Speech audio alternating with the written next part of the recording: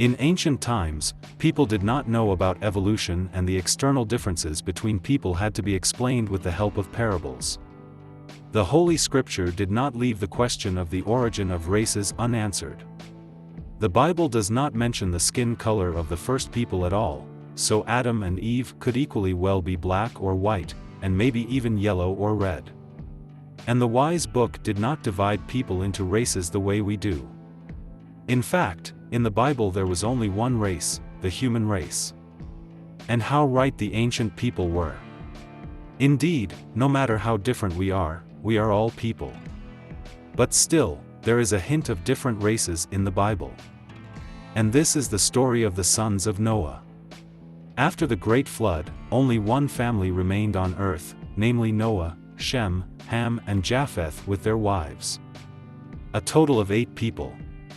Years after the flood, the sons spread throughout the world, thus forming new tribes, the Semites, Hamites, and Japhetites.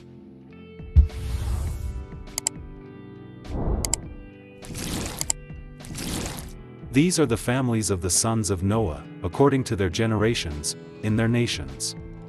From them the nations were scattered throughout the earth after the flood, says the book of Genesis. The Jews are considered to be the Semites, but in fact, they also include the Arabs and some ancient peoples, such as the Assyrians, who now live mainly in Iraq, and the Arameans, that is, the ancient Syrians. The sons of Shem, of whom there were from 5 to 9 according to various estimates, settled throughout the Middle East, founding their own race. The second son is Ham. The Old Testament calls the sons of Ham, who spread throughout Africa and South Arabia, Hamites, thus it can be correlated that the sons of Ham belong to the Negroid race. Unfortunately, Ham sinned by making fun of his naked father, for which Noah cursed his grandson, Canaan, who had to pay for his father's sins. Cursed be Canaan, a servant of servants will he be to his brothers, it says in the same book of Genesis. Sometimes these lines are cited as a fulfilled prophecy, recalling the fate of the African people in the Middle Ages. After all, it was the sons of Canaan who had to be slaves of another son of Noah, Japheth, for a long time. The Japhetites, or sons of Japheth, according to legend, settled in the Armenian highlands, giving rise to a huge number of peoples. That is, almost all the peoples of the European race originated from one person, Japheth.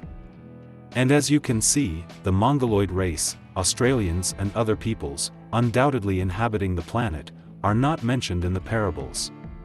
This is explained by the fact that at that time not all peoples were in contact with each other and much remained unknown.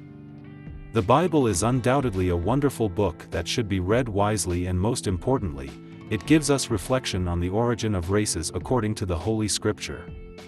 And the passage from the book of Acts that I want to quote sums up everything that has been said above. It sounds like this: "From one blood the Lord made every nation of men."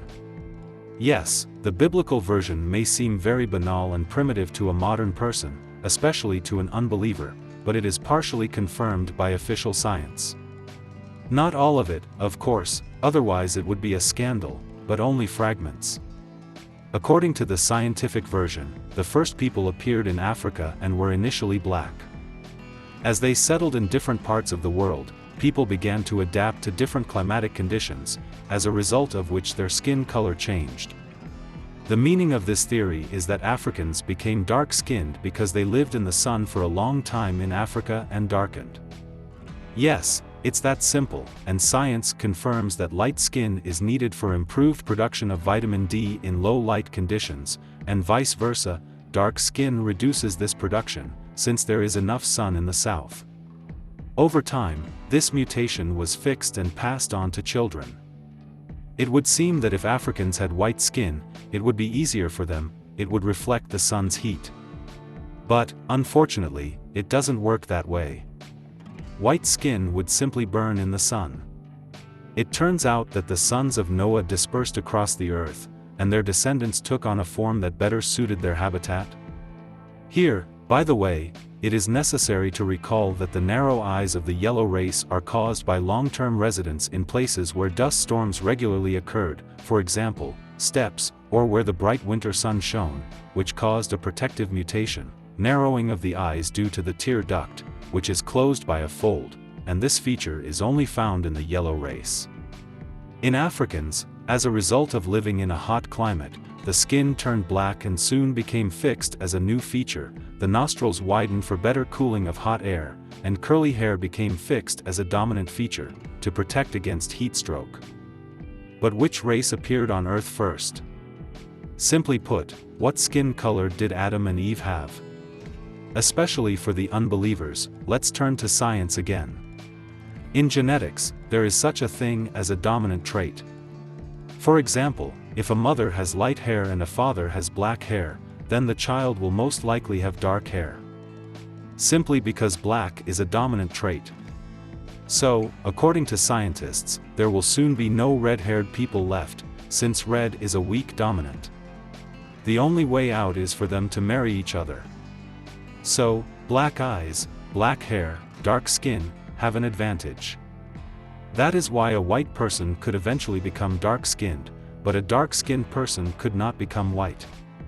And the whole theory that Adam was dark-skinned and came from the heart of Africa does not stand up to criticism. Africa, with its temperature drops, is far from an ideal place for the creation of the first man. Such an ideal place is the Mediterranean. And the Garden of Eden, where Adam and Eve lived before their fall, was located between the Tigris and Euphrates rivers, and in biblical times it was a flourishing valley. And the ancient African tribes, having left Africa, could not turn white, yellow, or red. Since it has been established that the dark gene is dominant.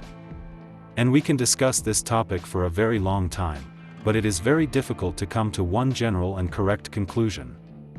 But regardless of place of residence, language differences or skin color, all people are brothers and sisters, regardless of whether we descended from Adam and Eve, that is, believers, or from the first monkey, that is, unbelievers. We are all God's creatures, created by Him in His own image and likeness. Kindness to each other, sympathy and mutual assistance have always accompanied humanity and were the driving force of all development. God does not distinguish people by external signs. God distinguishes people by their deeds.